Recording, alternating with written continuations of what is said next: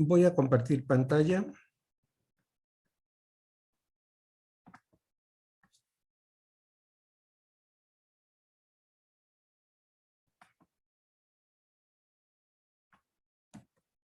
Ok.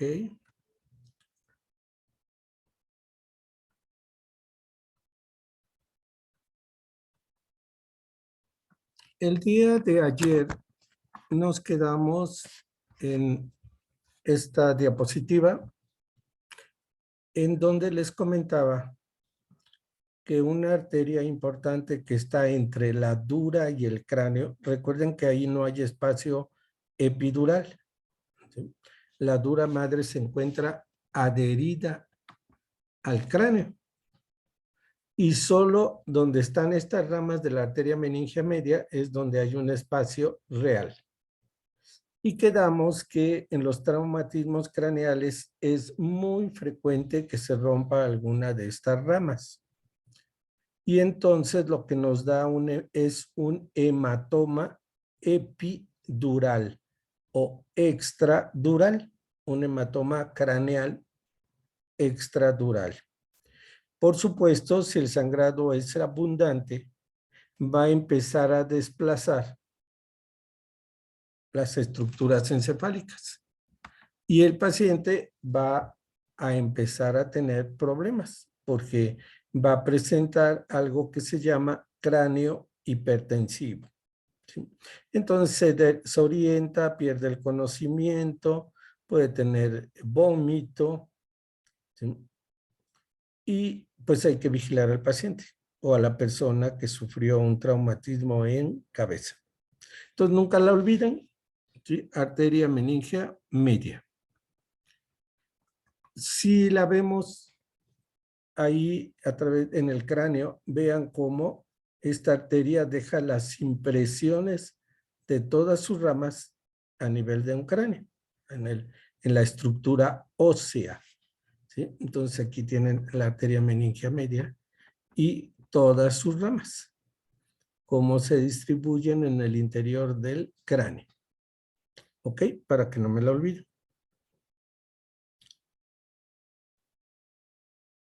Por supuesto, esta arteria no forma parte del sistema vertebrovascular ni del sistema carotídeo.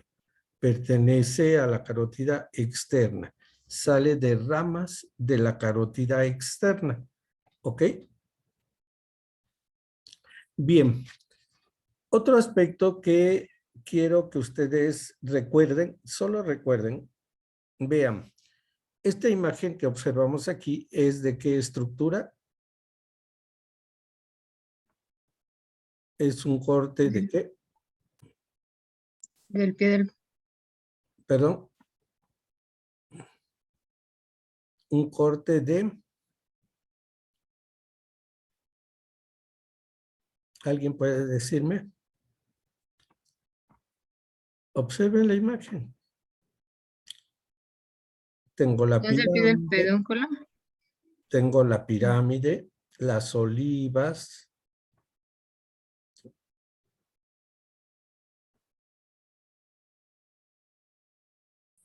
¿Médula oblonga? Médula oblonga.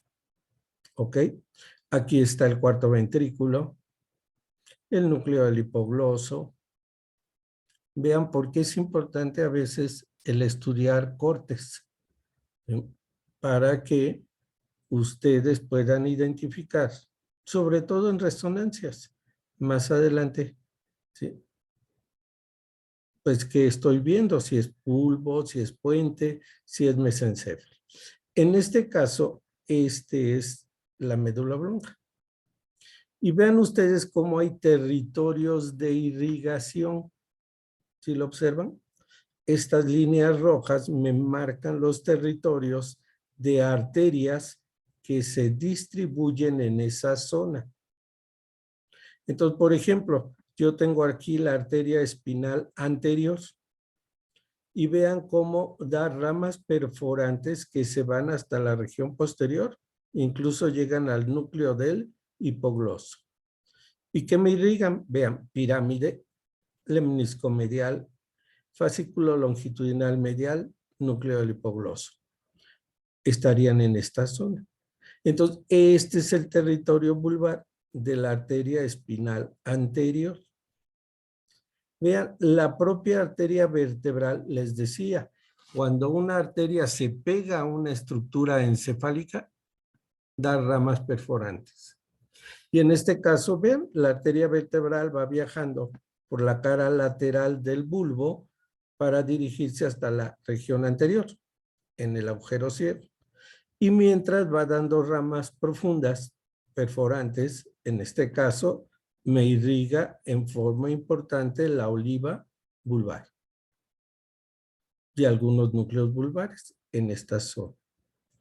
Observen el territorio de la pica, de la arteria cerebelar posteroinferior. También tiene su territorio dentro de esta médula oblonga. Aquí lo ven. Y luego tengo la arteria cerebelar anteroinferior, que también da ramas a médula oblonga. Entonces, por ejemplo, pues me irriga los núcleos cocleares, parte de los núcleos vestibulares, ¿sí? Ya les dije que esto es territorio de neurocirujanos, neurólogos y todo, pero si alguno de ustedes va para allá, pues para que sepan lo que tienen que ir manejando. Si en este momento uno de estos vasos se obstruye, se rompe, pues va a dejar sin irrigación a todas estas estructuras. Y entonces aparece un síndrome vascular por lesión de la arteria espinal anterior a nivel vulvar. Y entonces todo lo que ella irrigue, pues voy a tener problemas. Se irriga el fascículo córtico espinal, voy a tener una hemiplegia. Si irriga el menisco medial y este conduce propiocepción y tacto fino, pues lo voy a perder de la región de donde provenga o la lesión que esté lesionada. Puedo incluso tener parálisis del hipogloso. Y entonces, sí. ¿Podría volver a repetir sobre la lesión de la hemiplegia? ¿En qué se daba? En el fascículo córtico espinal, siempre que lesionamos al córtico espinal, tenemos hemiplegia. Y vean, para que lo recuerden, quedamos que en la rodilla de la cápsula interna viaja el fascículo córtico nuclear y en el brazo posterior viaja el fascículo córtico espinal. Entonces, una lesión vascular en la cápsula interna a nivel de su brazo posterior me lesiona el fascículo córtico espinal y entonces tengo hemiplegia contralateral, ¿sí? ¿Ok? Pero si yo tengo una lesión de la arteria espinal anterior a nivel vulvar, pues también me puede dar una hemiplegia. ¿Por qué? Pues porque ese fascículo va a descender por la cápsula, por el pie del pedúnculo, por la protuberancia y luego por la pirámide. Entonces, hay muchas zonas donde se puede lesionar. Y entonces el neurólogo pues va a tener que investigar dónde está.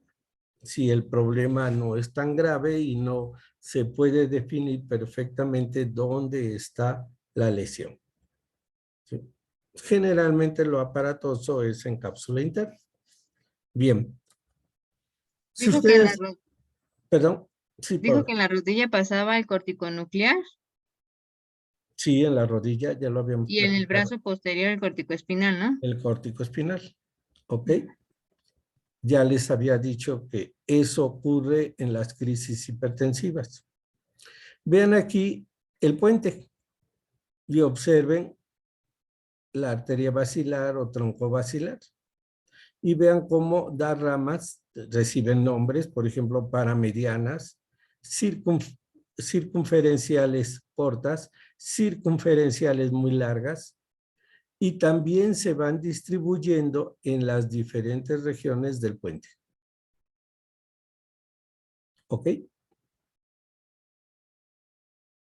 Entonces el neurólogo se tiene que aprender infinidad de síndromes vasculares, ¿sí? Dependiendo de los territorios de irrigación de cada una de las arterias. Porque se han descrito, ok, hay una trombosis de esta arteria para medianas. Entonces se encuentra afectado otra vez el fascículo córtico espinal. ¿Sí? ¿Por qué? Pues porque viaja en la protuberancia. ¿Sí? Y otra vez mi paciente tiene hemiplegia. Y así se puede ir estudiando los núcleos y fascículos que son irrigados por esas ramas. Observen aquí el mesencéfalo. Quedamos que la arteria que va a rodearlo es la arteria cerebral posterior. Y vean cómo va dando ramas perforantes que se meten al interior del mesencéfalo. ¿Ok?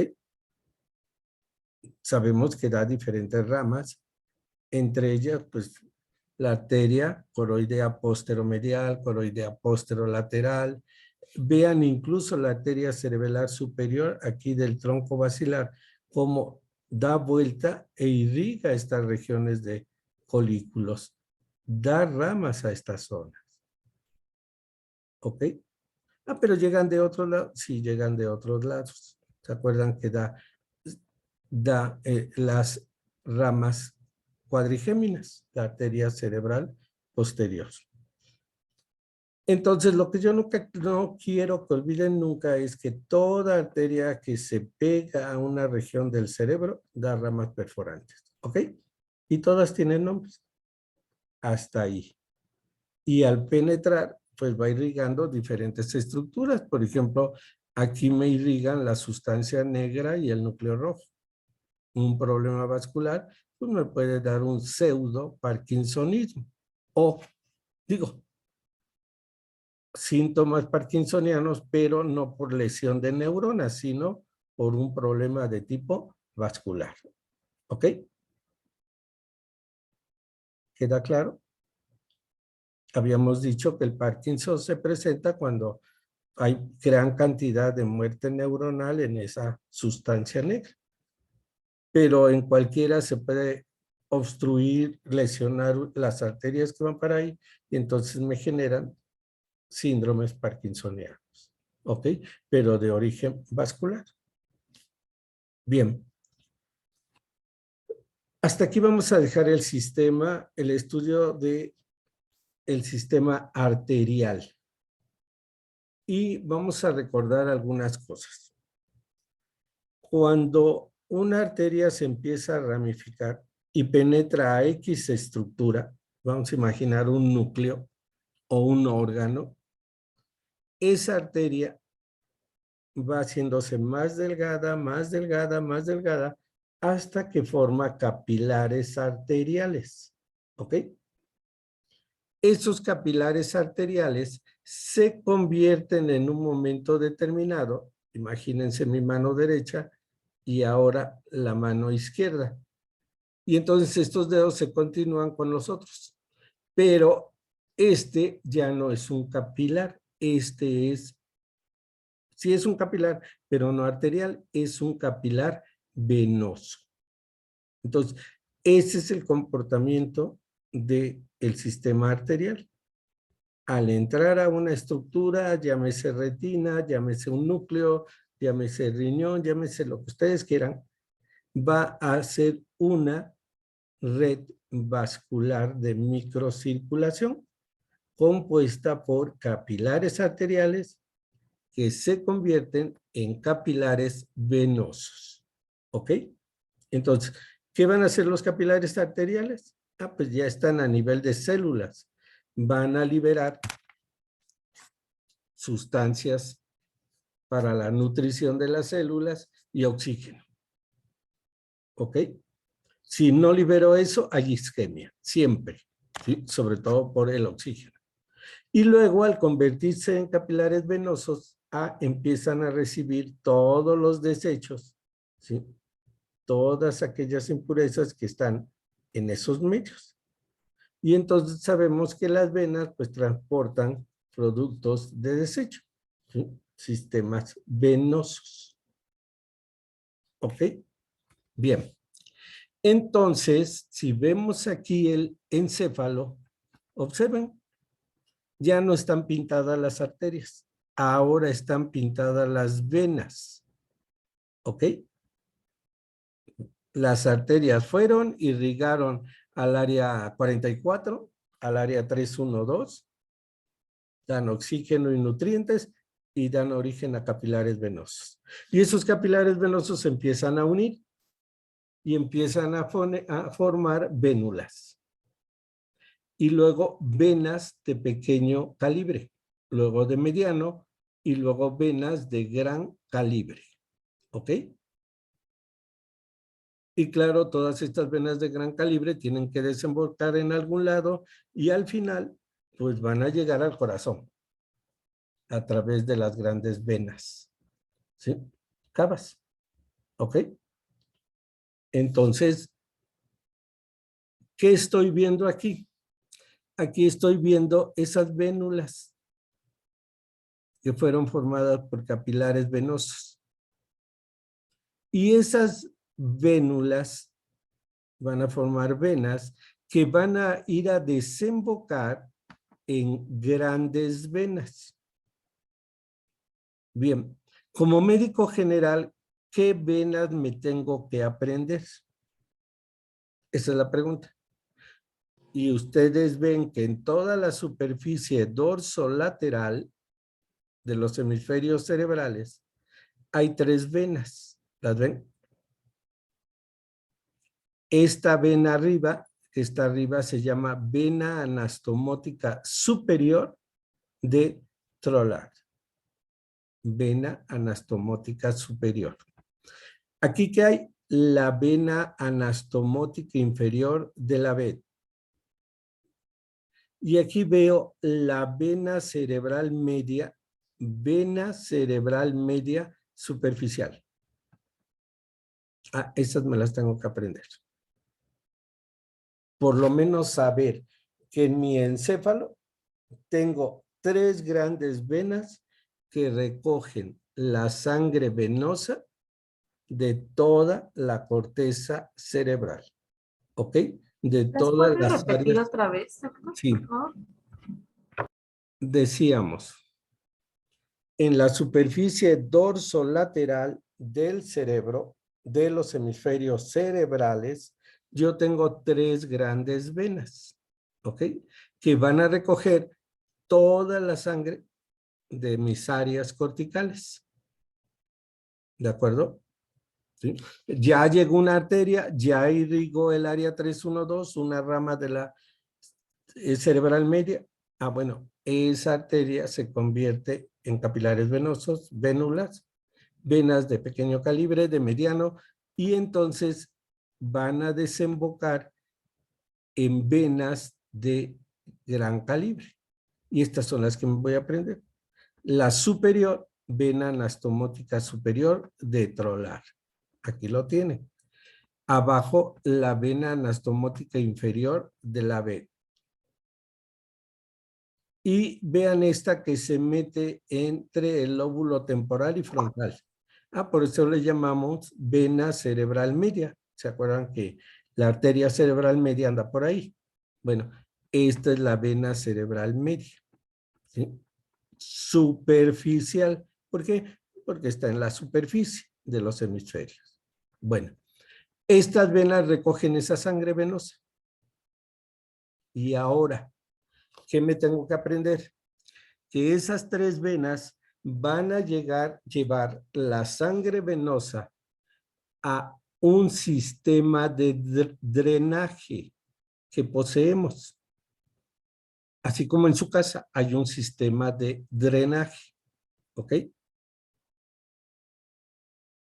Toda el agua de la regadera, del baño, de la cocina, pues tiene que bajar ¿a qué? A un sistema de drenaje. Bueno, el sistema de drenaje que tenemos se llaman senos durales.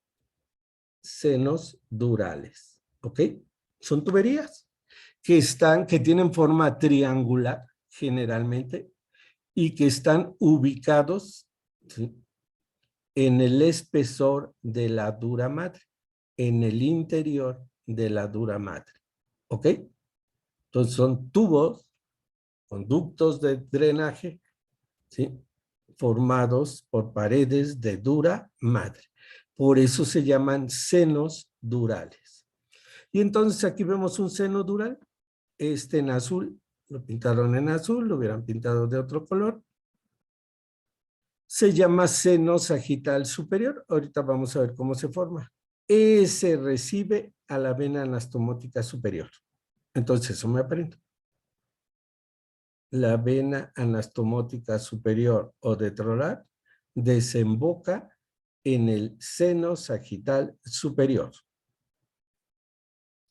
La vena anastomótica inferior va a desembocar en el seno transverso. En el seno transverso. Y la vena cerebral media superficial va a desembocar en el seno cavernoso. Seno cavernoso, no se ve ahí porque está en la cara basal. Ahorita lo vemos. Bien, todo este sistema de drenaje dural va a terminar en el seno sigmoides. Y el seno sigmoides llega al agujero rasgado posterior, al agujero yugular, en el piso del cráneo. Y ahí está el golfo de la yugular. Ahí se forma ese seno sagital, perdón, sigmoideo, o sigmoides, ¿sí? Llega al agujero yugular y ahí está el golfo de la yugular. Le llamaron golfo. Recibo toda la sangre venosa de los senos de un lado y claro, en el otro orificio, pues al otro seno sigmoide. Y entonces ahí se forma la vena yugular interna. Vena yugular interna. ¿Ok?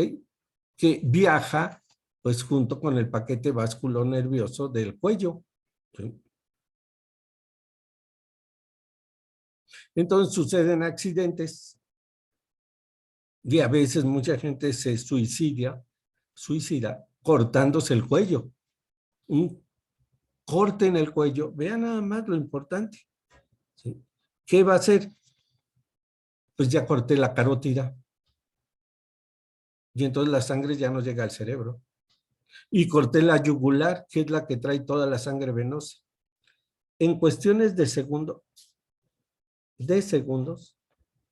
el paciente puede caminar y puede hacer, pero pierde la conciencia. Es más, ni se da cuenta de nada. Empieza a tambalearse y se cae. ¿Por qué? Porque son dos grandes vasos en los cuales por uno sube la sangre y en el otro baja, drena. Entonces, las lesiones en cuello son muy graves, sumamente graves, ¿verdad? Hay que ser muy diestros para evitar ese sangrado, ¿sí?, y que el paciente llegue a un hospital para salvarlo. Entonces, son lesiones a veces mortales. Y la idea es que ustedes recuerden, toda la sangre venosa tiene que ser captada en senos. Primero en venas de gran calibre. Estas venas desembocan en senos y los senos los llevan al golfo de la yugular para que de ahí salga la vena yugular interna. ¿Ok? Ya después se unirá con las venas subclavia y formará pues ya las venas que van a desembocar, las venas cavas, que van a desembocar en corazón. Bien. Entonces, ¿ya quedó entendida esta diapositiva? Me aprendo 3 grandes venas y los senos, sagital superior, transverso. Si yo volteo ahora el encéfalo y lo veo por su cara inferior, vean aquí cómo la vena cerebral media superficial va a desembocar en los senos cavernosos. los que están a los lados de la silla turca. ¿Sí? Estos son los senos cavernosos. ¿Ok? Un dato importante es que la vena oftálmica, esta que ven aquí, y que trae toda la sangre de la cavidad orbitaria, incluyendo el ojo, también desemboca en el seno cavernoso.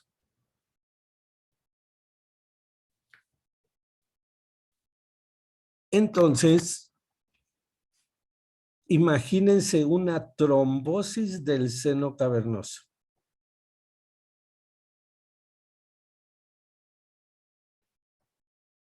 Pues la sangre ya no fluye y automáticamente pérdida visual. ¿Por qué? Pues porque se altera toda la circulación, ¿verdad?, a nivel de ese globo ocular y claro, de las demás estructuras, pero lo aparente es trastornos de la visión. ¿Por qué? Pues por eso, por una trombosis en ese seno y llega a ocurrir. ¿Sí? ¿Ok? Bien, entonces, ¿qué le llega al seno cavernoso? Me aprendo la vena cerebral media superficial y la vena oftálmica. ¿Le llega más vena? Sí, muchas otras venas. ¿Queda claro? Pero las más importantes son la vena oftálmica y la vena cerebral media superficial. No me olviden esas. O sea, hay más. Por ejemplo, aquí veo, ¿sí? Vean aquí cómo llega esto, ¿sí?, del seno parietal y va a desembocar aquí. ¿Sí? Y estas pues son venas que vienen de la cara basal del lóbulo frontal. ¿Ok?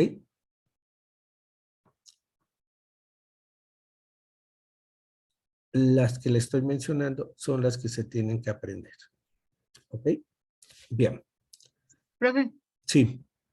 la cerebral anterior no desembocaría en el cavernoso, ¿verdad? Ese es de otro. No, ese Aquí es no de nota. otro. Ese es de otro. Sí, Vean ¿verdad? aquí, vean la vena cerebral anterior. Es esta que ven aquí. ¿Sí? Esta es la vena cerebral anterior. Se parece a esta, pero no. Es esta. Y esta vena cerebral anterior, vean que se une con la vena cerebral media profunda. ¿Sí? Vena cerebral media profunda. Y entonces forman aquí una vena, que es la vena basal de Rosenthal. Esta vena basal de Rosenthal va a desembocar en una gran vena. Se llama gran vena de Galeno. Y la gran vena de Galeno desemboca en el seno recto. Ok. Aprovechando la pregunta que hace su compañera. Ya vimos que toda la sangre venosa de la superficie es captada por tres grandes venas. Una se va al sagital superior, otra al transverso, que son anastomotica superior e inferior, y la vena cerebral media superficial, que se va al cavernoso. ¿Que me tengo que aprender que la oftálmica también llega ahí? Sí, por sus repercusiones clínicas. Nada más por eso. ¿Ok? Luego, existe una vena cerebral media profunda. Esto quiere decir que trae la irrigación, la sangre venosa, de las estructuras centrales de los hemisferios cerebrales. Por eso es una vena cerebral media profunda. ¿Ok? Entonces va recogiendo la sangre de las estructuras centrales. Y esta vena cerebral media profunda, si quieren, se aprenden que ahí desemboca también la vena cerebral anterior. Lo que me voy a aprender es que forma una gran vena que se llama vena basal de Rosenthal y que desemboca en la gran vena de Galeno. Y la gran vena de Galeno desemboca en el seno recto. ¿Ok? Aquí están ustedes viendo los senos cavernosos. ¿Ok? Y ya vi que los senos cavernosos reciben la sangre venosa. Bien, ¿cómo es que la van a enviar al seno sigmoides? Porque tienen que enviarla al final al seno sigmoides. Bueno, lo van a hacer a través de dos tubos, dos senos. El seno petroso superior, que generalmente desemboca en el transverso, y el seno petroso inferior, que desemboca en el seno sigmoides, o en el golfo de la yugular. ¿Ok? Entonces, tengo dos senos cavernosos en la región anterior que reciben sangre de varios sitios, ¿sí? De la superficie dorsolateral, de el aparato visual, ¿sí? Pero esa sangre tiene que irse y tiene que llegar hasta el sigmoides. Entonces, ¿qué hago? A través de dos senos que se llaman petroso superior e inferior, la mando la sangre venosa al seno transverso y al seno sigmoides. ¿Ok? Entonces ya me estoy aprendiendo los senos. Bien, solo son 3 imágenes que se tienen ustedes que aprender.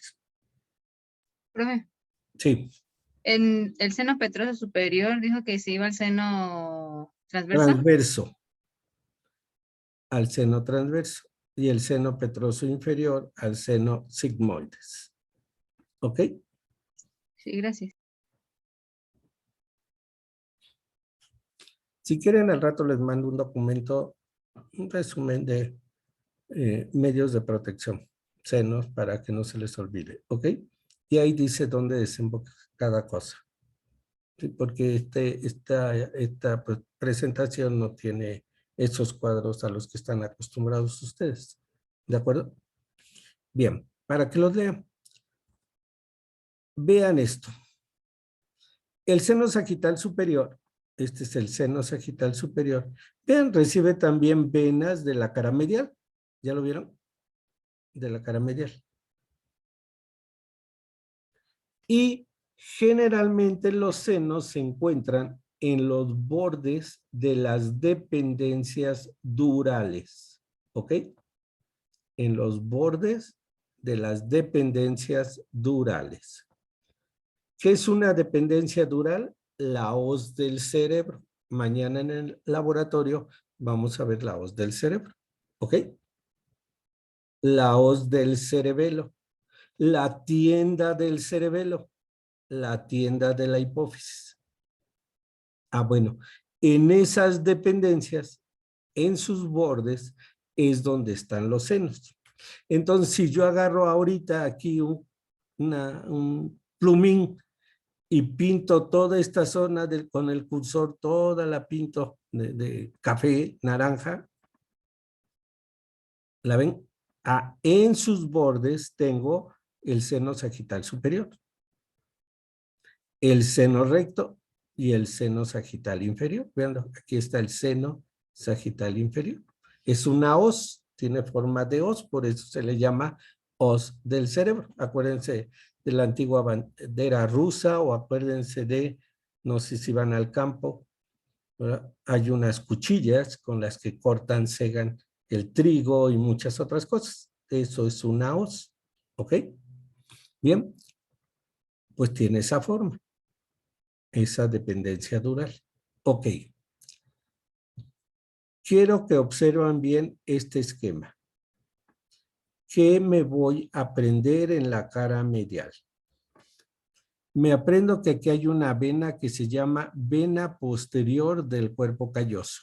Vean, aquí está el cuerpo calloso, ¿lo ven? ¿Sí? Lo están viendo, está delimitado el cuerpo calloso. Bueno, hay una vena grande que se llama vena posterior del cuerpo calloso.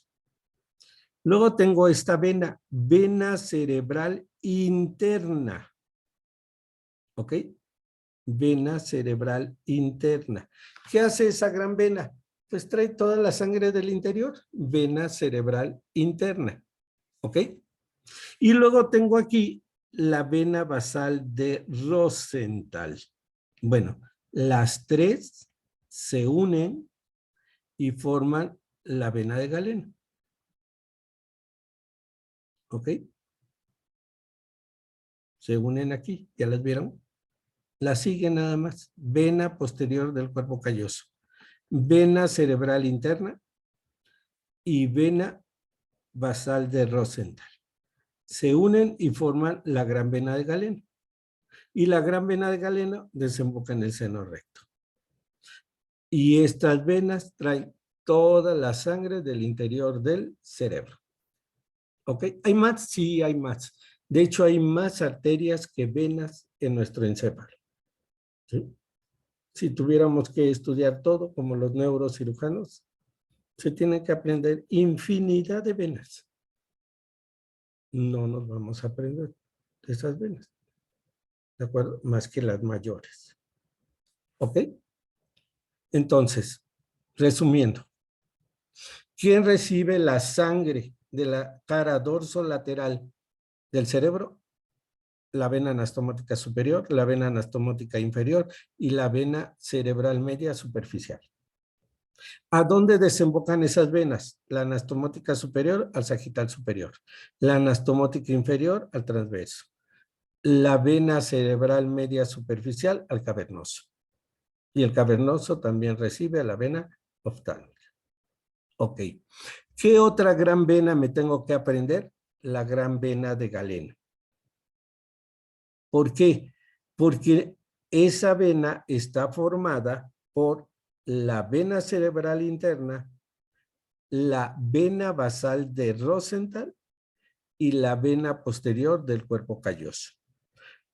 Y traen la sangre generalmente del interior del cerebro. ¿Y qué hace la gran vena de Galeno? Manda toda la sangre al seno recto. ¿Ok? Si lo vemos en esta imagen, obsérvenla. Aquí está la gran vena de Galeno. ¿La ven? Esta es la gran vena de Galeno. Vena magna de Galeno. Y esto es el seno recto. ¿Ok? Seno recto. Ah, ok. Entonces veo que llega la vena cerebral. Vean esto. Vena cerebral interna. Oiga, ¿y de dónde trae sangre la vena cerebral interna? De todos lados. ¿Sí? ¿Por qué? Ah, pues mire, si seguimos aquí, aquí está la cabeza del núcleo caudado. ¿Sí? ¿Sí lo ven? En esta región está el tálamo. Vean, hay venas epitalámicas, venas coroideas, ¿sí? ¿Queda claro? Hay venas que tienen los nombres de las estructuras de donde vienen. ¿Ven? Todas ellas, ¿dónde van a desembocar? La mayor parte en la vena cerebral interna. O en la vena cerebral media profunda. ¿Sí? Entonces, se van a aprender lo que habíamos quedado. La vena cerebral interna. ¿De dónde trae información? De sangre de todas las estructuras internas. ¿Sí? No les van a preguntar en específico. ¿Quién más se une a esta vena cerebral interna? La vena basal de Rosenthal. ¿Ok? Ya. ¿De acuerdo? Y entonces forman la gran vena de Galeno. Y la gran vena de Galeno se va al seno recto y el seno recto, pues ya ahorita vemos a dónde se va. ¿Sí? Ahí no se ve la vena posterior del cuerpo calloso, ¿verdad? No, no se ve por el corte, por el corte. Pero aquí la ven, ¿ok? Aquí se ve muy bien. Les digo, la gran vena de Galeno recibe afluentes de muchos lados. Por ejemplo, aquí ven la vena occipital, ¿sí? Cómo llega, ¿sí? ¿Ok? Pero no se los van a aprender. Se les van a olvidar, pues. Así como se les olvidan infinidad de cosas de anatomía, se les van a olvidar. Pero lo grueso no lo pueden olvidar. Tienen que saber que hay un gran sistema venoso que recoge la sangre de todos lados. Si fue a irrigar la cabeza del núcleo caudado, sale una vena de esa cabeza y va a desembocar alguna de esas grandes venas que acabamos de mencionar. Entonces, en su mente solo deben recordar que el interior del cerebro, las venas que recogen en forma importante son la vena cerebral interna, ¿sí? La vena cerebral media profunda, la gran vena de Rosenthal, que generalmente es la cara basal, ¿sí? Y estas forman la gran vena de Galeno, que desemboca en el seno recto. Ya, eso es todo. ¿Ok?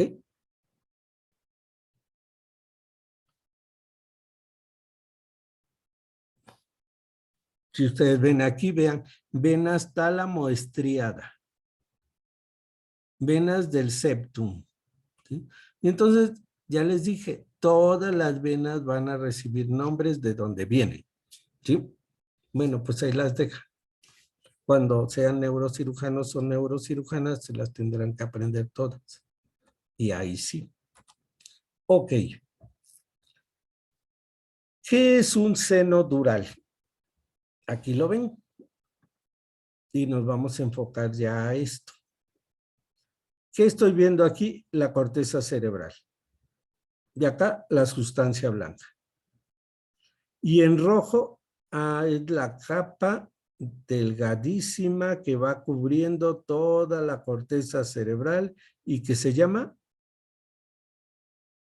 ¿Qué madre? Ya madre. vía madre. ¿Ok? Y luego tengo aquí un espacio trabecular. Son células aracnoideas, ¿sí? Células. Forman un trabéculo. Tienen un núcleo, tienen un citoplasma, tienen una membrana. Todas estas rayitas que ustedes ven aquí son células trabeculares que van de la pía a la aracnoides en verde. ¿Ok? Esa es la aracnoides aquí, en verde o en blanco, como quieran llamarle. Es la aracnoides. Y luego en gris tengo la dura madre. En este caso aquí está formando la hoz del cerebro. Este es un hemisferio, este es otro hemisferio. Y entonces esta es una dependencia dural. Y en su extremo superior, vean cómo la dura que venía aquí adosada, adherida al cráneo, se divide en dos hojas. A veces les llaman visceral y parietal. ¿Ok? Son términos. Y entonces se separan las hojas de la dura madre y forman este espacio triangular denominado seno dural. Seno dural. ¿Ok? ¿Dónde está? En el espesor de la dura madre. ¿Queda claro? Bueno, hay un hecho. Hay en este esquema algo que como médicos tampoco tienen que olvidar nunca. ¿De acuerdo? ¿Qué es esto?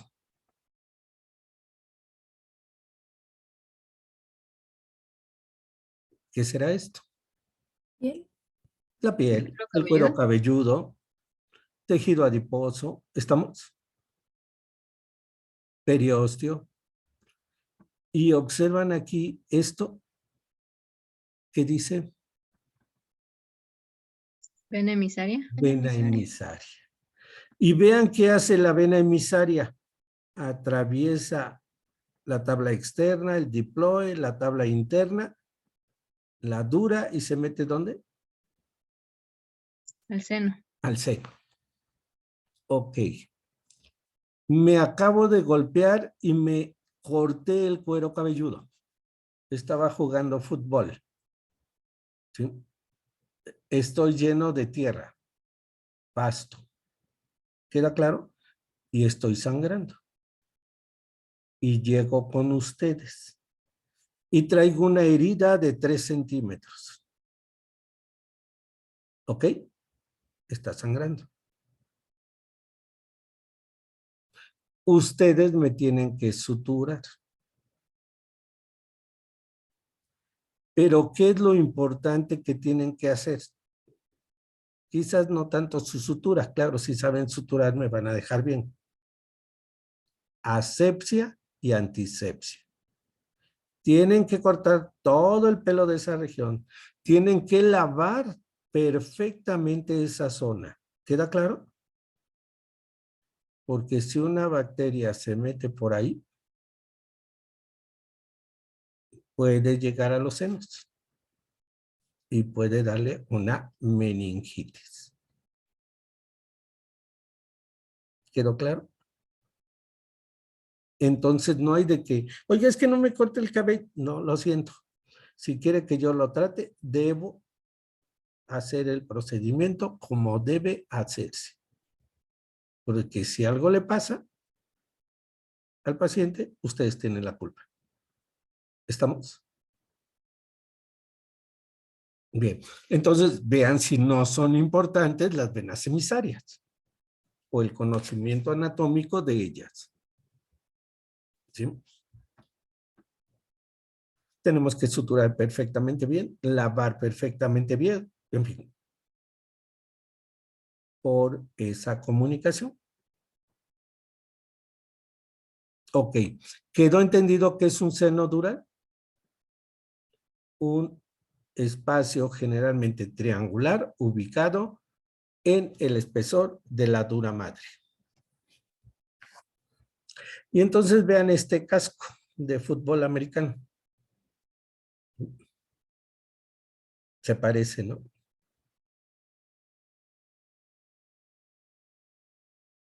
Entonces le vamos a dar nombres. Seno sagital superior. Va desde la apófisis crista galli hasta la protuberancia occipital interna. ¿Sí? ¿Ok? Apófisis crista galli hasta protuberancia occipital interna. Un espacio triangular. Seno sagital superior.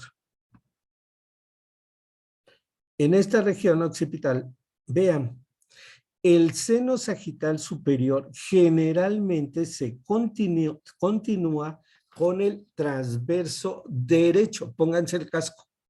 Ya lo tienen puesto. Entonces síganlo. Seno sagital superior. Veo que aquí se continúa con el transverso derecho. ¿Quedó claro? Lo traigo puesto. Ahora, en la parte inferior de la hoz del cerebro tengo el seno sagital inferior, que aquí se une con la gran vena de Galeno. ¿Ya lo vieron? Esta es la gran vena de Galeno. ¿Ok? Vena cerebral magna. Y se continúan con el seno recto. Y el seno recto se continúa con el transverso izquierdo. Entonces, sagital inferior, seno transverso izquierdo. Generalmente. En la mayor parte de las personas, así está.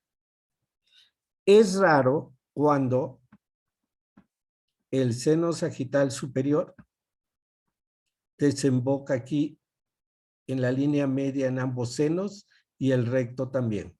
Y entonces esto se llama confluencia de los senos o prensa de Gerófilo.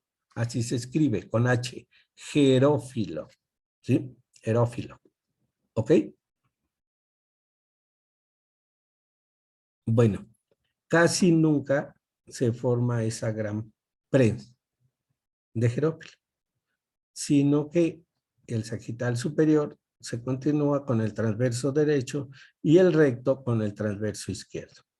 Los transversos están en el borde dorsolateral de la tienda del cerebelo. ¿Se acuerdan? Hay una tienda del cerebelo. Entonces, en su borde dorsolateral, ahí están los senos transversos, de un lado y del otro lado.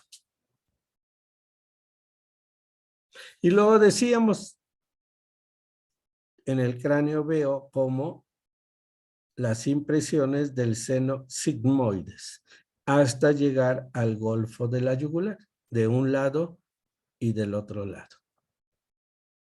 ¿Ok?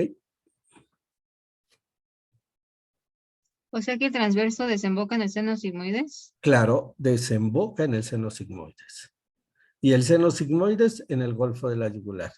Y ahí ya bajamos por cuello como vena yugular interna. ¿Ok? Ahora, toda la sangre que es captada en los senos cavernosos, ¿se acuerdan que la carótida interna atraviesa el seno cavernoso? ¿Ok? La atraviesa como un tubo en un lago. Un cableado, un cable en un lago, una tubería en un lago, así la atraviesa. Bueno, estos senos cavernosos reciben sangre venosa. Ya vimos de dónde. Y esa sangre venosa va a ser enviada, aquí lo ven muy bien, por el seno petroso superior al seno transverso y por el petroso inferior al seno sigmoides. ¿Ok? A nivel de la hoz del cerebelo, yo puedo encontrar el seno sagital inferior, que se divide en dos y va a desembocar en los sigmoides. ¿Ok? Quedamos que en las dependencias durales hay senos. Y en la hoz del cerebelo puedo encontrar, de hecho encuentro al seno sagital inferior.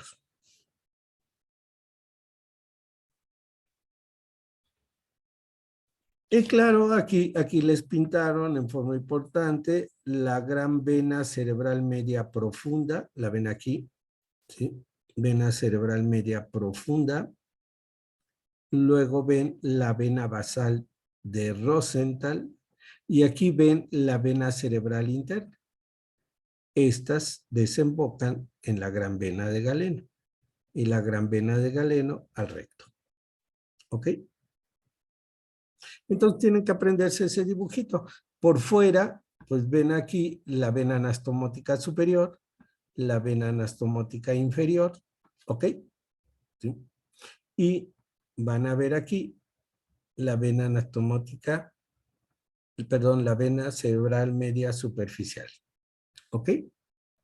Vena cerebral media superficial que va al cavernoso, lo que les acabé de decir hace un rato. ¿Podría volver a repetir eso del seno cavernoso y su trayecto con los senos sigmoideo y el transverso? Sí, que en la región anterior y basal de mi cerebro tengo los senos cavernosos a los lados de la silla turca y que estos senos reciben pues, sangre de muchos lados, ¿ok? Y que la tienen que enviar pues, al sitio de drenaje. Entonces van a hacer uso de los petrosos superior y petroso inferior. Superior al transverso, inferior al sigmoides.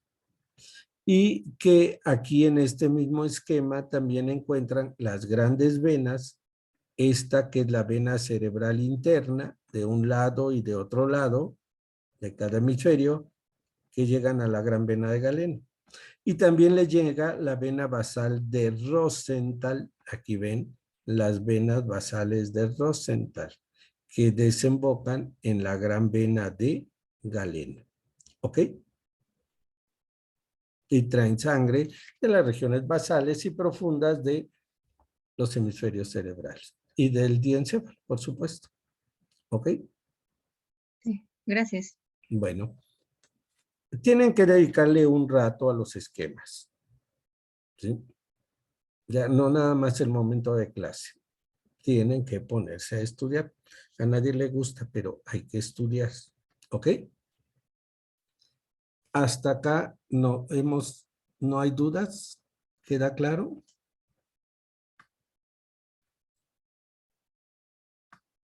Bien. Vamos a compartir nuevamente pantalla. Sí, porque es un tema que se continúa. Vean que todo es una continuación. Irrigación y medios de protección. ¿Ok?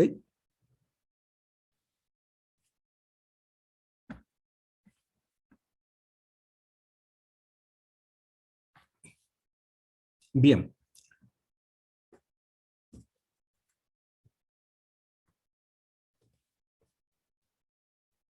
¿De qué vamos a platicar aquí?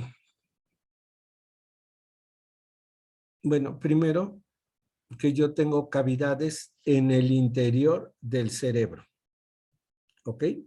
Y esas cavidades que están en el interior del cerebro, y mañana van a verlas, son las cavidades ventriculares. ¿Ok? Esas cavidades ventriculares están llenas de líquido. Líquido cerebroespinal o cefalorraquídeo. ¿Y qué es ese líquido? Es un filtrado sanguíneo. Todos los líquidos corporales son filtrados sanguíneos. ¿Queda claro? Desde el líquido sinovial, ¿sí?, la orina, el humor acuoso, el líquido cerebroespinal, todos son filtrados sanguíneos. Y entonces tenemos diferentes sistemas de filtración. Este es un sistema casi perfecto. ¿Por qué?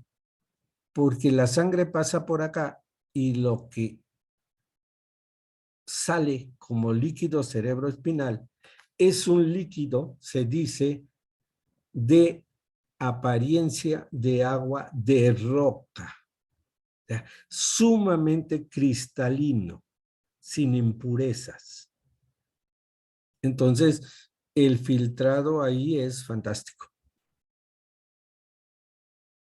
El líquido cerebroespinal debe tener un aspecto de agua de roca, totalmente cristalino, transparente. Tiene muy pocas células, generalmente son de la serie linfocítica. No puede ser leucos. Si hay leucos, algo está pasando, porque son células de defensa. ¿Queda claro? ¿Sí? Entonces, fórmula blanca para nada. Si hacen un estudio del líquido, pueden encontrar algunos linfocitos. Se filtra glucosa. Generalmente el líquido es dulce. Si decimos, lo normal son 120 miligramos por mililitro. ¿Sí? Bueno, este tiene 60. Está la mitad de endulzado que la sangre. ¿Ok? Para que no se les olvide. Entonces, un reservorio de glucosa para las células del sistema nervioso. ¿Ok? El líquido cerebroespinal tiene infinidad de funciones. Es un sistema buffer, es un reservorio de glucosa, ¿sí?, la mitad del contenido de la sangre. Bueno, gracias a los plexos coroides. Y vemos que están ubicados en el piso de los ventrículos laterales, se meten en el agujero de Monro y se colocan en el techo del tercer ventrículo. Esas son sus ubicaciones. Y luego en el cuarto ventrículo a nivel de la tela coroidea. Bueno, aquí se produce el 90 y tantos % del líquido cerebroespinal. Sin embargo, en sus paredes hay vasos y también se llega a producir en las paredes líquido cerebroespinal. ¿Ok? ¿Sí? Si no tuvieran líquido, diríamos son paredes húmedas. Estarían mojadas. ¿Ok? Porque hay otros vasos en sus paredes, ¿sí?, que producen líquido cerebroespinal en una concentración mínima, pero ocurre. ¿Ok? ¿Quiénes la producen? Ah, pues ya, los plexos coroides que siempre hemos platicado. Entonces, en estas imágenes ven los plexos coroides. Bien. La pregunta aquí rápida es, ¿cuánto líquido cerebroespinal se filtra en 24 horas? ¿Alguien tiene idea?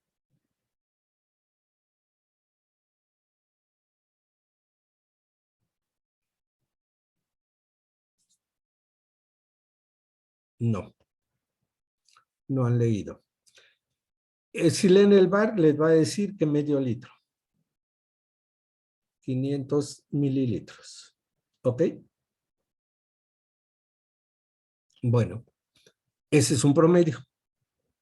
Recuerden que hay cerebros grandes y pequeños. ¿Sí? A mí me gusta hablar de 450 mililitros en términos generales. ¿Por qué? Porque si yo me aprendo 450 mililitros, la tercera parte de eso es la capacidad que tiene mis cavidades ventriculares, mi espacio subaracnoideo y mis cisternas. ¿Sí? Esa es la capacidad que tienen de contener líquido cerebroespinal. ¿Ok? En un cerebro promedio. Entonces nunca se me olvida, 155 mililitros. Si ustedes quieren llevarlo a 500, bueno, pues hay que agregarles otros mililitros, ¿de acuerdo? Pero apréndanse 150 mililitros. Es lo que yo puedo tener. Si mi cerebro es pequeño, llego a tener hasta 80 mililitros. ¿Sí? Porque es un cerebro pequeño. Si es muy grande, mi cabeza, pues puedo llegar hasta 150 o 160 y tantos si dividen 500 entre 3. ¿Sí? Pero 150 no se les va a olvidar. Más o menos, ¿queda claro? Ok, eso quiere decir que yo tengo que eliminar 2/3 partes al día, 300 mililitros. ¿Queda claro? ¿Sí? Entonces, ¿cuánto se filtra al día? 450 mililitros o 500. ¿Cuánto líquido puedo yo tener? Ahorita llega un extraterrestre. Alguna vez vi una película de extraterrestres que les gustaba el líquido cerebroespinal. No me acuerdo cómo se llama. Ni la estoy inventando, ni la soñé. Existe, por ahí la pasaron. Les extraían el líquido. Y entonces la pregunta era, pues, ¿qué tanto les pueden extraer? 150 mililitros. ¿Sí? Porque es todo el líquido que tenemos en una unidad de tiempo. ¿Ok? Siempre. Está lleno. Pero si produzco 450, entonces tengo que reabsorber 2/3 partes, 300. Si no lo hago, tengo dos opciones. O es un cráneo hipertensivo o es un crecimiento de cabeza en los bebés. Una hidrocefalia, que ya habíamos platicado de ella. ¿Estamos? ¿Qué me puede causar una hidrocefalia? Muy fácil. Se me antojaron unos taquitos al pastor, no cocinaron bien la carne de puerco, estaba contaminada por cisticercos, ¿verdad? Y me los comí y un cisticerco dijo, yo voy a visitar el acueducto de Silvio. Y se quedó atorado. Y entonces ya no hay salida del líquido de los ventrículos laterales y del tercer ventrículo. Es un proceso obstructivo. Es un ejemplo. Se pueden obstruir por muchas causas los sitios por donde sale el líquido. ¿Ok? Un ejemplo es cisticercosis. Ese es un mecanismo. Obstrucción. Otro mecanismo, exceso de filtración. Algo falla en los plexos coroides y empiezan a producir gran cantidad de líquido. O los sistemas que los reabsorben, porque el líquido cerebroespinal debe reabsorberse en unas estructuras que se llaman vellosidades aracnoideas. Ahorita vemos dónde están. Si esas no funcionan, entonces no reabsorben la cantidad que deben hacer. Cualquiera de esos tres factores me genera hidrocefalias. A veces se clasifican en hidrocefalias internas cuando se afectan cavidades ventriculares, externas cuando se afecta el espacio subaracnoideo o las granulaciones aracnoideas, ¿sí? O mixta. ¿Ok? Sí, adelante. Escríbanlo. ¿Podría repetir a qué cavidades corresponde los 150 mililitros del A líquido? todas. O sea, si ahorita me quieren extraer todo mi líquido cerebroespinal, es el que está dentro de las cavidades ventriculares, el que está en el espacio subaracnoideo y en las cisternas. ¿Ok? Son los tres sitios donde hay líquido cerebroespinal. En total, 150 mililitros. ¿Ok? Gracias. La idea es para que nunca olviden como médicos que tenemos que reabsorber 300 mililitros, 2/3 partes de lo que se produce, para que mi sistema funcione perfectamente bien. ¿Ok? ¿Sí? Claro, ustedes pueden irse a los libros y encontrar cuál es la capacidad de los ventrículos laterales, del tercer ventrículo, del cuarto. ¿Sí? Pueden ir viendo capacidades de cada una de las regiones. Pero a mí lo que me interesa que nunca olviden es eso. Produzco 450 mililitros al día. Tengo capacidad para 150 más menos, ¿sí? Y tengo que reabsorber 300 mililitros, 2/3 partes. ¿Ok? ¿Se acuerdan como cuando hablamos de filtración renal? ¿Cuánto filtran ambos riñones? 125 mililitros. Esa cifra no se les debe olvidar nunca de su cabeza. Y entonces ya jugamos a cuánto, ¿sí? Se filtra en 24 horas, quién reabsorbe esto, quién reabsorbe aquello, etcétera. ¿Ok? Lo mismo sucede aquí. Bien, eso es lo que me interesa. Aquí ven ustedes, para que no se les olvide, quiénes van formando los plexos coroides, que arterias. ¿Ok? Y vean, por ejemplo, la pica y la aica, ambas intervienen en la formación de la tela coroidea en el cuarto ventrículo. ¿Ok? Aquí ven ustedes las arterias coroideas posterolateral y posteromedial. ¿Ok? Y por delante la arteria coroidea anterior. Entonces, hay 5 arterias que no deben olvidar nunca, que son las que forman mis plexos coroideos. ¿Ok? Entonces ya nada más tienen que ir y ver. A ver, ventrículos laterales. ¿Quién le llega a la coroidea anterior? Perfecto. ¿Y quién más le llega? La arteria coroidea posterolateral. Ya. Esas son las que forman los plexos coroides de los ventrículos laterales. El tercer ventrículo, esta arteria coroidea posteromedial. Plexos coroides del 4, la pica, arteria cerebelar posterior-inferior, arteria cerebelar anteroinferior. Ya. Y entonces tienen ustedes ahí qué arterias me están formando los plexos coroides. ¿Ok? Profe, Sí. primero Ricardo. ¿Perdón? Es que tenía duda, pero levantó primero Ricardo la mano. Sí, adelante. ¿Qué pasó, Ricardo? Bueno, regresando a lo del líquido cefalorraquídeo, Sí. ¿qué ocurre cuando existe un traumatismo y, o sea, dice que es color cristalino? O sea, ¿cómo podemos identificar que hay una... A ver, por norma, dentro de los procesos de urgencias, si a ustedes les llega un paciente traumatizado inconsciente, generalmente, ¿sí? Con un traumatismo severo, lo que tengo que hacer es una punción lumbar. ¿Ok?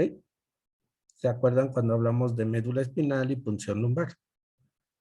Entre L3 y L4, yo tengo que extraer del espacio subaracnoideo líquido cerebroespinal para estudiarlo. Lo mismo pasa cuando hay meningitis, cuando hay infecciones, ¿sí? Y ese líquido puede salir verdoso, amarillento, rojo, cambia su composición. ¿Por qué? Porque está contaminado. Y entonces, si yo veo que sale rojo, en algún lado debe haber un sangrado. ¿Ok?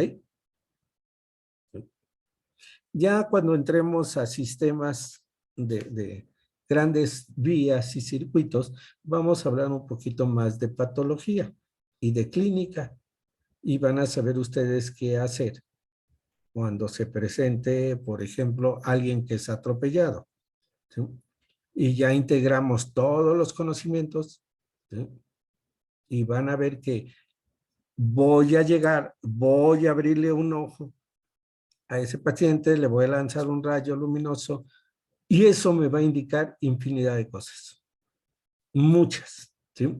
Primero, si está vivo. Segundo, si hay integridad de muchas estructuras encefálicas, porque ya conozco la vía, ¿sí? ¿Ok?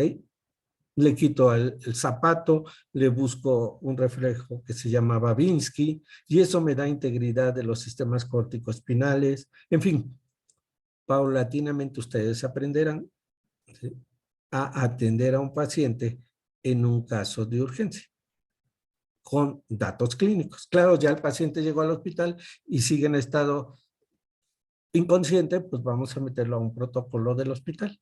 Y una de las cosas que hay que hacer es una punción lumbar. Y aunque ustedes no lo crean, en la actualidad hay muchos hospitales y grandes hospitales que ni el tomógrafo sirve, ¿sí? Y menos un resonador. Y a veces ni radiografías pueden sacar. No les miento. Y no les voy a decir qué hospitales están así, porque me matan. Pero en la actualidad tenemos muchos problemas. Y entonces la clínica va a suplir, ¿sí? No me acuerdo, les dije que el martes, ¿verdad?, llevé a mi hijo a la escuela y empezó a toser y empezó que le dolía la garganta y pues me regresé a la casa, ¿sí? ¿Ya? Entonces, lo revisé, lo exploré, le digo, vámonos al hospital a que te hagan una PCR, ¿sí? Llego al hospital y ya no hacen PCRs, ¿sí? Porque no hay dinero. Entonces, como somos cuates en el hospital, pues sí le hicieron la prueba de antígenos, la prueba nasal rápida, la prueba de sangre, ¿sí? Es más, él tuvo COVID en diciembre y todavía vimos que hay ahí anticuerpos, ¿sí? Salieron negativos y ya. Pero no le pudieron hacer un PCR nasal, el real, el que realmente sirve, ¿sí? Porque pues, por falta de presupuesto.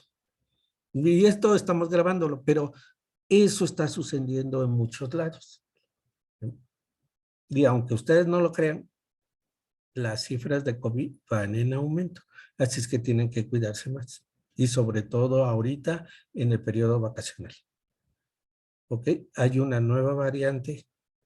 Hay que leer mucho, ¿sí?, de coronavirus y está afectando sobre todo el sistema digestivo. Ya, los pacientes empiezan con problemas digestivos, en serio, diarreicos. Y se los digo porque se ven muchos pacientes en el hospital y la variante está generando esto. Entonces, ya me desvía un poco de la situación. Todo depende, ¿sí?, de las condiciones del paciente y cómo vamos a tratarlos. ¿Queda claro? Entonces, en ese paciente que acaban de mencionar ustedes, lo que hay que hacer es una punción lumbar y detectar, ¿sí?, cómo está ese líquido cerebroespinal. Y eso me da luz para ver qué tratamiento voy a seguir. ¿Ok? Bien, sigamos. Profe, Sí, antes de que pase esa, en la anterior diapositiva, Sí, En el ventrículo lateral mencionaba que la que irrigaba la arteria coroidea anterior, sí. junto con la coroidea posterior lateral. Aquí la ven. Esta es la carótida interna. Y aquí está saliendo la arteria coroidea anterior. Es su Anterior. rama colateral. Y esta es la cerebral posterior. ¿Sí? Y entonces veo cómo sale aquí esta arteria. Nada más síganla. Que va para acá. ¿Sí? Y entonces veo que es la arteria coroidea posterolateral. Y entre las dos ahí se anastomosan y forman los plexos coroides. Cuando el plexo coroides llega al techo, ahí entra la arteria coroidea posteromedial, que también es rama de la cerebral posterior. ¿Ok? ¿Sí? Sí, gracias. Bien. ¿Otra pregunta? ¿Dudas? No. Ok. Si ustedes estudian este esquema, dejen ver si está más, no, no está. Van a encontrar lo mismo. ¿Sí? Esto es en un corte coronal. Y entonces vean aquí, observa muy bien. Déjenme ver si lo puedo hacer grande. Aquí veo el seno sagital superior, en la hoz del cerebro. Y en la parte inferior, el seno sagital inferior, esta ruedita que ven acá. Y aquí donde se forma la tienda del cerebelo o tentorium, el seno transverso. Entonces la idea es que recuerden que los senos están ubicados en los bordes de las dependencias durales. Y que esas dependencias durales son la hoz del cerebro, la hoz del cerebelo, la tienda del cerebelo y la tienda de la hipófisis. ¿Ok? 4. Por el otro lado, quiero que vean esto. Esto es el espacio subaracnoideo. ¿Ok? Generalmente tiene pues, un espesor X. Pero hay sitios donde se dilata ese espacio. Y entonces, si ese espacio se dilata, recibe el nombre de cisterna. ¿Ok? Es una ampliación del espacio subaracnoideo. ¿Ok? Es como cuando ustedes envuelven un regalo, que no lo pueden poner en otro lado, ¿sí? Lo envuelven y hay zonas donde cubre perfectamente su superficie y hay otras donde queda hueco. ¿Sí? Bueno, pues esa zona, eso es una cisterna. ¿Ok? Entonces, las cisternas son ampliaciones del espacio subaracnoideo. El líquido cerebroespinal de las cavidades ventriculares sale por tres sitios. A nivel del techo del cuarto ventrículo está el agujero medial o de Magendie, ¿sí? Agujero medial. Y lateralmente tengo dos agujeros, dos conductos. Se llaman agujeros laterales o de Luska. ¿Ok? Agujeros laterales o de Luska. Esos son los sitios donde el líquido cerebroespinal pasa de las cavidades ventriculares hacia el espacio subaracnoideo o generalmente drena en cisternas. El agujero medial o de Magendie desemboca en la cisterna magna. Antes se le llamaba magna, ahora se le llama cerebelo medular.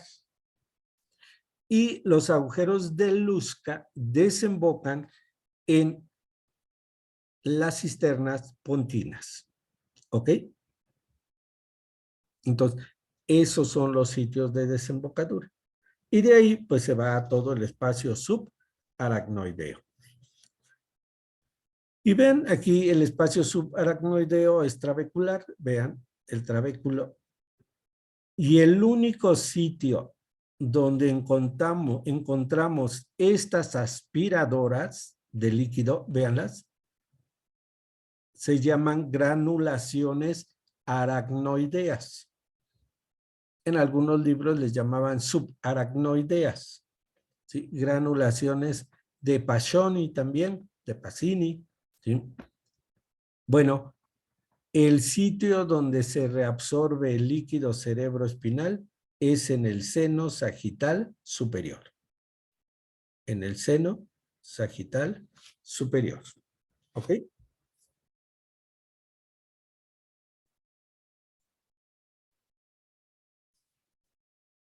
Profe, tengo una duda. Yo tenía entendido que el espacio subaracnoideo es avascular, ¿no?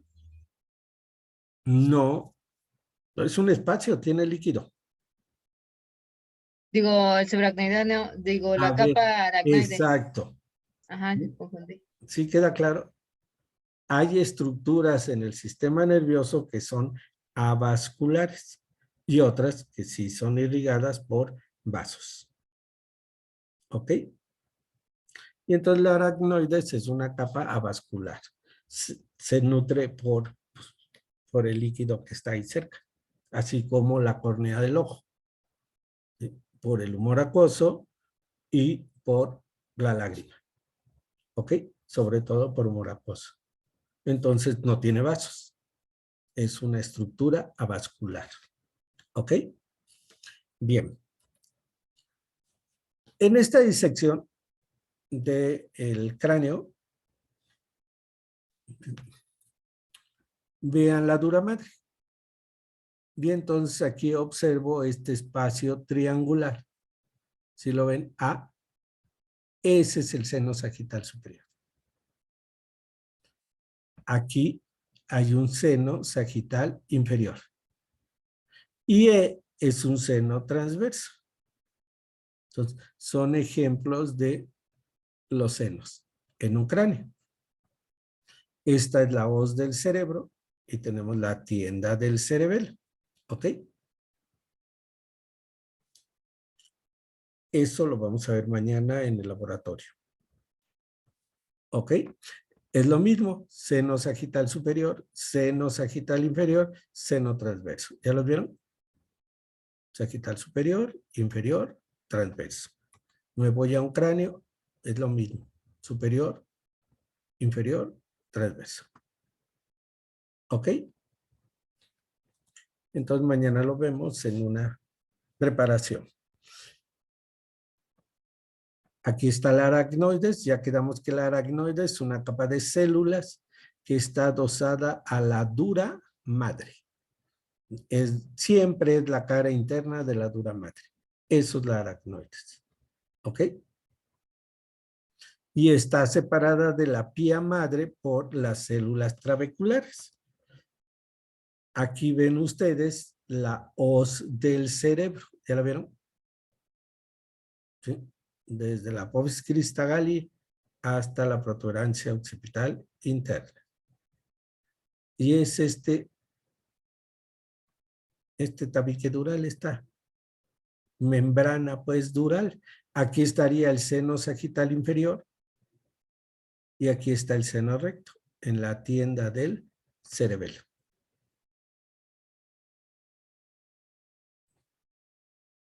Ya después repasamos muchas otras cosas. Ahorita la idea es para que mañana no lleguemos en blanco, ¿sí? Y entonces ya puedan identificar en las piezas, pues todo esto y aprovechar la clase presencial. ¿Ok? Aquí ven el seno sagital, el seno recto. Aquí ven parte del seno sagital superior. Y aquí es donde están las granulaciones aracnoideas. ¿Ok? Las vamos a ver. Claro, aquí aprovechamos para ver esta, que es la arteria cerebral anterior D, que se va a convertir en la arteria pericallosa. Y aquí arriba me va a dar la calloso marginal. ¿Ok? Bueno, esto ya lo vimos. No hay tanto lío. Pero quiero terminar con esta imagen. Ya después continuamos la semana que entra con las clases teóricas. Lo que comentaba hace un rato su compañera. ¿Qué es esto? Esto es un núcleo. Está aquí abajo. Y este es el cuerpo alargado. Estas son las células de la pía madre. ¿Ok? Una membrana sumamente delgada. Luego vean, en el espacio subaracnoideo tengo un núcleo, un soma, y vean la forma de la célula. Son las células trabeculares. ¿Queda claro? Las que van de pía madre a aracnoides. Y cada que movemos la cabeza, cada que nos movemos, ellas hacen un muelleo. Y ese muelleo sirve para que el líquido circule. El tono vascular de los vasos que están ahí, que siempre están palpitando, hacen que se mueva. La llave abierta ya en los plexos coroides que está produciendo líquido, está empujando. Y entonces todos esos son factores que hacen que el líquido cerebroespinal viaje. Vean las flechas. Viaje por las cavidades, salga por los conductos, se vaya por las cisternas y viaje por el espacio subaracnoideo hasta llegar a las granulaciones aracnoideas o vellosidades aracnoideas y aquí se reabsorbe hacia la sangre venosa. ¿Ok? Entonces, ahí es donde se reabsorben esos 300 mililitros de líquido cerebroespinal que estoy produciendo al día. Si eso falla y empieza a acumularse líquido, pues hay que poner una derivación, hay que operar y hay que poner una derivación para sacar ese líquido de esos espacios hacia fuera. ¿Ok? Bien. Entonces, recuerden siempre estas células, ¿sí? Y las células del trabéculo. Y luego vean aquí cómo son las células del aracnoides. Una capa más gruesa, hay más cantidad de células. Luego viene la dura madre. Y la dura madre se divide en una dura madre meningia, la que forma pues, la dura madre como tal, y la dura madre perióstica, que es la que se fija al interior del cráneo. ¿Ok? Y se adhiere. Entonces ya no hay espacio epidural. Entonces, esta es la estructura de la dura madre, de la aracnoides, ¿sí? Membrana aracnoidea, pero vean que la aracnoides aquí incluye el espacio subaracnoideo, ¿ok? ¿Sí? Porque las células del trabéculo pertenecen a la capa de aracnoides. Y luego tengo la pía madre.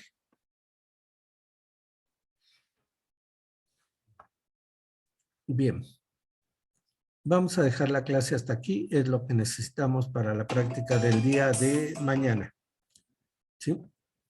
Voy a dejar de compartir para preguntas. Sí. En la dura madre perióstica se podría decir que es similar al periósteo de un hueso.